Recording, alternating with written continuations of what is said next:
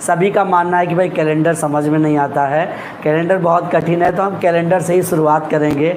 और देखिए कैलेंडर को कितना आसान बनाने वाला हूँ मैं। कैलेंडर से एक भी क्वेश्चन आपका गलत नहीं होगा। कैलेंडर पढ़ रहे हैं, अब कैलेंडर की अगर हम शुरुआत की बात करें तो कैलेंडर की शुरुआत कहाँ से हुई? तो रोम से हुई। कहाँ से हुई भाई? और रोम से। ठीक है, कैलेंडर की शुरुआत कहाँ से हुई है? रोम से हुई है। इसी वजह से कैलेंडर जो हम पढ़ते हैं, कैलेंडर या जो हम कैलेंडर देखते हैं, इसे रोमन कैलेंडर कहते हैं। क्या कहते हैं? इसे रोमन कैलेंडर कहा जाता है। ठीक है, इसे रोमन कैलेंडर कहा जाता है। ठीक है, तो अब देखो जो ये रोमन कैलेंडर है ना, ये रोमन कैलेंडर है, इसमें कितने दिन हुआ करते थे? इसमें 304 दिन हुआ करते थे। अब इन 304 दिनों का बंटवारा कैसे हुआ था, कितने महीने का था, कितने साल में कितने महीने हुआ करते थे, इन सारी चीज़ों को जानते हैं। ठीक है, तो देखिए जो ये 304 दिन हुआ करते थे, इसके लिए 10 महीने में कन्वर्ट हुआ था। ये क्या था? 10 माह में कन्वर्ट हुआ था। ठीक है, मतलब पहले एक वर्ष में कितने महीने होते थे? 10 महीने होते थे। अब कहेंगे सर 10 महीने अगर थे और 30 दिन माने जाएंगे तो 300 दिन हो रहे हैं, लेकिन यहाँ तो आप 304 लिख रहे हैं। ये 4 दिन कहाँ गए? ये 4 दिन कहाँ गए? तो याद रखिएगा जो दिनों का बंटवारा हुआ था वो अनियमित तरीके से हुआ था, अनियमित तरीके से।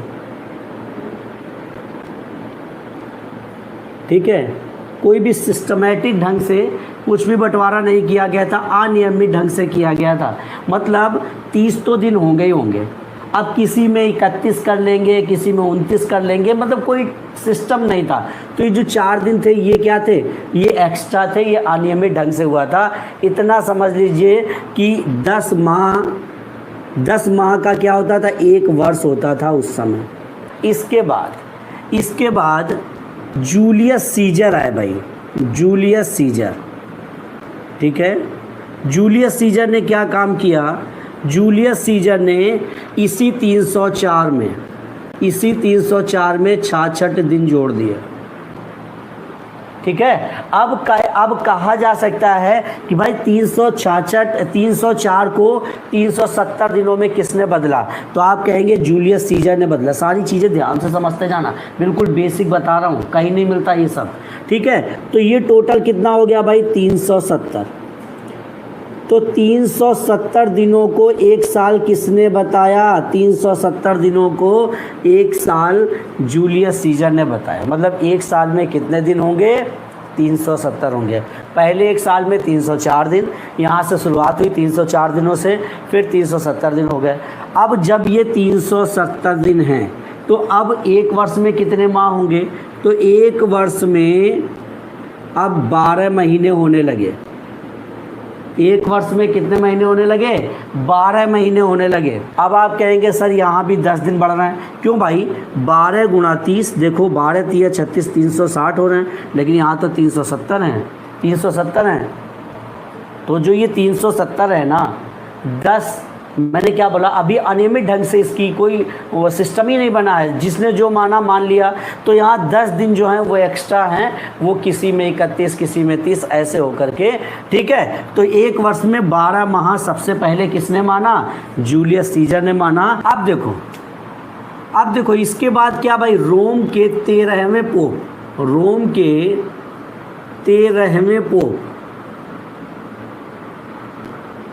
पोप कौन है भाई?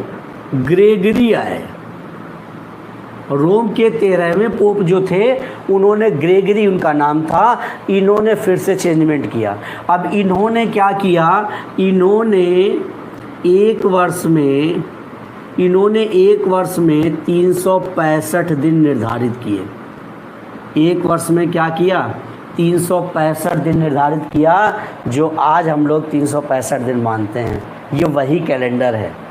ठीक है, एक वर्ष में 365 दिन ग्रेगरी ने निर्धारित किया। ठीक, इन्होंने ही लीप वर्ष की अवधारणा रखी। लीप वर्ष की अवधारणा किसने रखी? अवधारणा किसने रखी भाई, बता दीजिए किसने? यही ग्रेगरी ने। अब लीप वर्ष क्या है? लीप वर्ष को ही क्या कहते हैं? लीप वर्ष को ही अधिवर्ष कहते हैं। अधिवर्ष, लीप वर्ष को क्या कहते हैं? अधिवर्ष। मतलब जिस वर्ष में 366 दिन हो जाएं वो होता है लीप वर्ष। अब देखो 366 दिन दिए, ये 366 दिन जो अधिवर्ष है ना, आपको मालूम है प्रत्येक 4 वर्ष में आता है। प्रत्येक कितने वर्ष में आता है? 4 वर्ष में आता है। क्या? अधिवर्ष। यही जो ग्रेगरी थे, इन्होंने एक वर्ष को 365 दिनों में कन्वर्ट किया और 12 माह को एक वर्ष माना, जो कि ये चीज़ तो पहले से ही चल रही थी। 12 माह का एक वर्ष होता था जो जूलियस सीजर ने किया था। बस इन्होंने अंतर ये किया कि जो जूलियस सीजर के 370 दिन थे उसमें से इन्होंने 5 माइनस करके 365 दिन दे दिए। ठीक है। और इन्होंने कहा अगर 366 दिन प्रत्येक 4 वर्ष बाद 366 दिन हो जाएंगे, जिसे अधिवर्ष बोला जाएगा, मतलब लीप ईयर बोला जाएगा, प्रत्येक 4 साल बाद। अब ये क्यों 4 साल बाद ये लीप ईयर होता है, अधिवर्ष होता है, क्यों होता है, ये सारी चीज़ों पर हम सब डिस्कशन करेंगे। अब देखो, जो अब 3 तरह के वर्ष होते हैं। क्या होता है भाई? एक तो होता है साधारण वर्ष। ये क्या होता है? साधारण वर्ष। दूसरा क्या होता है? सौर वर्ष। और तीसरा होता है अधिवर्ष। ठीक, सारी चीज़ें समझना। तीसरा होता है अधिवर्ष, जिसे क्या कहते हैं? Leap year. ठीक, जिसे लीप ईयर कहते हैं। बिल्कुल। अब देखो, जो साधारण वर्ष होता है उसमें कितने दिन दिए गए भाई? 365 दिन का एक वर्ष। जो सौर वर्ष होता है, इसे क्या कहा गया भाई? पृथ्वी जब चक्कर काटती है, ठीक है, तो पृथ्वी सूर्य के चक्कर काटती है। अब पृथ्वी 365 दिनों में एक चक्कर काट लेती है, लेकिन वास्तविक 365 दिन नहीं होते हैं, कुछ एक्स्ट्रा भी होता है। और वही 4 साल तक एक्स्ट्रा होते होते 4 साल में वो एक दिन में कन्वर्ट हो जाता है, एक दिन में। तो वो एक दिन जब बढ़ जाता है तो वो 365 के बजाय क्या हो जाता है? 366 हो जाता है। ठीक है। अब वही भाई पृथ्वी जो चक्कर काटती से क्या कहते हैं? सौर वर्ष कहते हैं। तो एक सौर वर्ष में कितने दिन? तो यहाँ पर देखो, एक सौर वर्ष में 365 दिन 5 घंटे 48 मिनट 47.1/2 सेकंड होते हैं। समझना इस चीज़ को, बहुत इंपॉर्टेंट चीज़ है। एक सौर वर्ष में कितना दिन होता है? तो एक सौर वर्ष में 365 दिन 5 घंटे 48 मिनट 47.1/2 सेकंड होता है। और जब ये सौर वर्ष मतलब एक वर्ष, हर प्रत्येक एक वर्ष में, ठीक, तो ये जब 4 साल तक यही प्रक्रिया होती रहेगी तो इसमें एक प्लस हो जाएगा, +1 हो करके टोटल 366 दिन हो जाएंगे लीप ईयर में। समझ में आया? और लीप ईयर जब होगा तो वो एक दिन किस महीने में बढ़ेगा? वो एक दिन फरवरी में बढ़ता है। आपको मालूम है कि हर 3 साल तक फरवरी में 28 दिन होते हैं, लेकिन जैसे ही लीप ईयर आ जाता है तो तुरंत 66 हो जाता है। मतलब लीप ईयर में 29 दिन हो जाते हैं फरवरी में। कहीं कोई डाउट हो तुरंत बता देना, बहुत स्मूथली हम लोग पढ़ेंगे। कैलेंडर है एकदम बाउंस कर जाता है, अगर ज़रा सा भी छूटा तो बाउंस कर गया। ठीक, ये नहीं पता था, बिल्कुल समझ लीजिए। ठीक है, सब कुछ बताएंगे, एक चीज़ बताएंगे। 365 दिन 5 घंटे 48 मिनट 47.1/2 हर साल, मतलब पृथ्वी को एक चक्कर काटने में सूर्य का कितना टाइम लगता है? 365 दिन लगते हैं। ठीक है, 5 घंटे लगते हैं, 48 मिनट 47.1/2। ठीक, आप कहेंगे सर 24 घंटे में चक्कर काट लेती। एक सौर वर्ष की हम बात कर रहे हैं, सौर वर्ष की। ठीक है, बिल्कुल। तो एक सौर वर्ष में कितना टाइम हो गया? ये एक बढ़ गया 366 दिन 29 फरवरी। अब आप कहेंगे कि सर ये बताइए कैसे जानेंगे कि ये लीप ईयर है? कैसे जानेंगे? तो देखो, अगर किसी भी संख्या में, जैसे हमने कहा 2022, क्या ये लीप ईयर है? तो कभी भी किसी भी संख्या में अगर 4 का भाग चला जाए, हमेशा याद रखो 4 का भाग चला। अब 4 का हमने मैथ अगर पढ़ी हमसे तो 4 का रूल हमने बताया है, आखिरी के 2 अंकों में 4 का भाग चला जाए, समझिए हमारा काम हो गया। ठीक है, बिल्कुल। तो ज़रा देखो क्या 4 का इसमें भाग जा रहा है? नहीं जा रहा, नहीं जा रहा है, तो इसका मतलब ये लीप ईयर नहीं है। अगर हम कह दें 2020 तो क्या ये लीप ईयर है? बिल्कुल है, 4 का भाग जा रहा है। तो जिसमें जिस सन में 4 का भाग चला जाए वो क्या होता है? लीप ईयर होता है। अब बच्चों के अंदर बड़ा कन्फ्यूजन होता है, देखो किस चीज़ को लेकर कन्फ्यूजन होता है। कहेंगे सर ये बताइए क्या 1700 लीप ईयर है? अब आप कहेंगे सर आपने कहा था कि 4 की डिविजिबिलिटी कहती है कि आखिरी में 2 जीरो मिल जाए तो 4 से कट जाएगा ना। तो याद रखिए जब भी ये 2 जीरो वाली वैल्यू आ जाए, तो किससे भाग देना होता है? हमें 400 से भाग देना होता है। क्यों? क्योंकि ये शताब्दी वर्ष बन चुका है। बहुत ध्यान से चीज़ें समझना। तो अब 2 जीरो से अगर हम भाग दें तो 2 जीरो कैंसिल, 4 का भाग क्या 17 में जाएगा? नहीं जाएगा, तो ये लीप ईयर नहीं है। शताब्दी वर्ष, हम क्या करें? शताब्दी वर्ष। ये शताब्दी वर्ष क्या होता है? शताब्दी वर्ष मतलब 100 वर्ष, यही तो होता है। शताब्दी मतलब 100 वर्ष, जिसमें 100 का गुणा हो जाए सेंचुरी। भाई 100 वर्ष है, प्रत्येक 4 साल में लीप ईयर आता है। आपने 4 से भाग दे दिया और लीप ईयर कितने हो गए? 25। ये तो भैया गलत हो गया आपका, ये गलत हो गया। 25 नहीं हो सकते, थोड़ा सा दिमाग यहाँ लगाना है। क्यों नहीं हो सकते? स्टार्टिंग में ही लीप ईयर नहीं होता है। स्टार्टिंग में लीप ईयर नहीं होता है। लीप ईयर कब आता है? चौथे साल में आता है। इसका मतलब है कि एक तो 4 वाला माइनस चलेगा, मतलब लीप ईयर कितने होंगे? लीप ईयर 24 होते हैं। और अगर लीप ईयर 24 हैं तो साधारण वर्ष कितने हो गए? 76। अब देखो जरा, अब यहाँ से आपने साधारण वर्ष समझ लिया, लीप ईयर समझ लिया। अब यहीं पर एक चीज़ और पूछी जाती है, विषम दिनों की संख्या। क्या पूछा जाता है भाई? विषम दिनों की संख्या कैसे निकालें? विषम दिनों की संख्या कैसे निकालें? आपसे कहा गया एक वर्ष में कितने विषम दिन? एक वर्ष में कितने विषम दिन? समझते जाना। तो एक वर्ष में कितने विषम दिन? तो हमेशा जब भी विषम दिन निकालना हो, जिसका निकालना हो विषम दिन, याद रखो 7 का भाग दे दीजिए।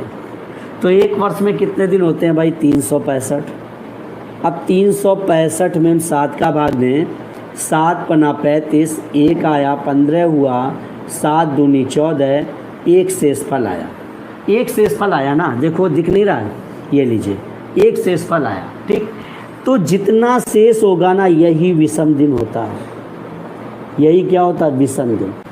अब मैंने कहा कि एक शताब्दी वर्ष में कितने विषम दिन? चलिए बताइए अब आप। एक शताब्दी वर्ष में विषम दिन जल्दी से बता दीजिए। एक शताब्दी वर्ष में विषम दिनों की संख्या बताइए। ये आपका क्वेश्चन है। चलिए ठीक है, मैंने कहा था एक वर्ष में विषम दिन कितने, तो आपने कहा 1। तो अब आप बताइए एक अधिवर्ष में विषम दिन, पहले इसका जवाब दीजिए। एक अधिवर्ष में विषम दिन कितने होंगे? अब आप बताओ एक शताब्दी वर्ष में साधारण वर्ष कितने निकाले थे आपने? निकाले थे, जल्दी जल्दी से जवाब देते जाओ भाई। एक शताब्दी वर्ष में हमने साधारण वर्ष निकाले थे 76 और अधिवर्ष निकाले थे 24। एक साधारण वर्ष में अगर हमारे 76 दिन निकले थे, ठीक, तो ये बताओ एक साधारण वर्ष में एक ही विषम दिन तो हमने निकाला है, एक ही विषम दिन तो निकाला है। तो 76 × 1 बराबर 76, 76 विषम दिन होंगे। ठीक, 76 विषम दिन हो गए। और देखो अधिवर्ष में हमने कितने विषम दिन निकाले थे? 2। और अधिवर्ष 24 होते हैं। एक शताब्दी वर्ष में अधिवर्ष कितने होते हैं? 24। और एक अधिवर्ष में 2 विषम दिन थे, तो इसका मतलब टोटल विषम दिन 48 हो जाएंगे अधिवर्ष में। बताओ भाई, 48 हो गए। अब जरा इनको जोड़ लो, 8 6 14 और 7 4 11 1 12। ठीक है, अब देखो, अब हमें विषम दिन 124 आ गया। अब विषम दिन हमें निकालने हैं। ठीक है, विषम दिन निकालने हैं। हमेशा विषम दिन 7 से कम ही तो आएगा, हमेशा जो शेष होता है वही विषम दिन होता है। तो फिर से इसे विषम दिन निकालने हैं। तो देखो जरा, 7 से भाग दे दो, 7 1 कम 7, कितना बच रहा? 5, ये 54 हो गया। 7 7 49, तो भैया कितना आया शेषफल? 5। तो विषम दिन कितने निकले? 5। विषम दिन कितने होंगे एक शताब्दी वर्ष में? एक शताब्दी वर्ष में विषम दिन कितने निकल कर आएंगे भाई? 5 निकल कर आएंगे। तो यही क्वेश्चन हम यहाँ चेंज कर दें और हमने कह दिया कि 2 शताब्दी वर्ष में विषम दिनों की संख्या बताओ। अब देखो जरा, मैंने अभी कहा था, अभी हम लोगों ने निकाला था कि एक शताब्दी वर्ष में 5 विषम दिन होते हैं, तो फिर 2 शताब्दी वर्ष में 10 हो जाएगा भाई। 5 और 5 जोड़ दोगे, 2 की बात आ रही है ना, समझ में ना आए तो बोल देना। तो 5 और 5 जोड़ा तो कितना निकल के आया भाई? 10 आया ना। अब क्या ये 10 आपका विषम दिन हो सकता? नहीं हो सकता ना। मैंने कहा 7 से छोटा होना चाहिए, मतलब 7 का भाग देना होता है। तो अब इसमें 7 का भाग दे दो, 7 1 कम 7, कितना विषम दिन निकला भाई?